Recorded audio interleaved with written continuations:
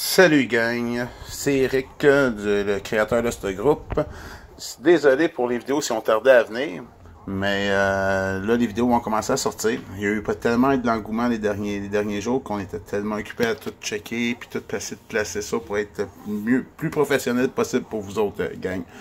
Fait que aujourd'hui on va commencer avec la base de tout, comment décarboxyler votre cannabis. C'est quelque chose de très simple. Bien du monde pense que c'est tough, mais non, c'est très simple. Pour commencer, vous prenez l'équivalent de 30 grammes de cannabis, comme que j'ai dans le pot là.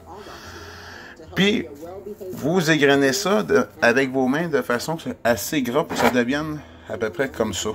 Moi, j'ai été un peu avec les ciseaux, j'ai triché un petit peu, là. Fait que, mais normalement, c'était à main. Tu défais tout à la main. Puis après ça, tu finis. Moi, j'ai commencé au ciseau. Puis j'ai fini à main pour les petites cocottes. Fait que c'est pour ça que faut que ce soit égrené gras. Tu sais, faut pas que ce soit trop fin parce que c'est pas ça que tu veux. Fait que là, une fois que tu as pogné ton once de cannabis puis tu l'as rendu dans cet état-là, il y a plusieurs méthodes que tu peux le faire. Tu peux le mettre sur un papier parchemin dans le four puis le laisser décarboniser. Mais moi, quand je le fais des carbs, tout simplement, je le mets dans des pots maçons. Je mets l'équivalent d'à peu près 17 grammes par pot. Puis je ferme le pot, mais pas complètement parce que faut que tu laisses un peu l'air sortir. Parce que j'ai déjà vu des accidents en rue où ça a carrément sauté là, à cause de.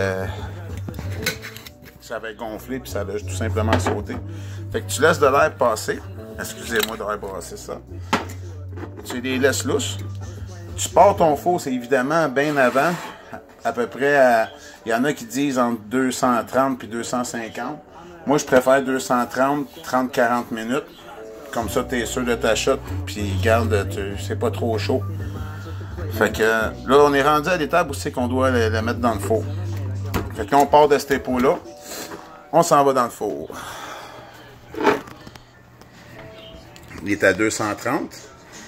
Fait que, premier pot déposé dans le four. Deuxième pot déposé dans le four. Fait que moi, je pars toujours le timer pour 30 minutes. Pas besoin de checker aux 5 minutes.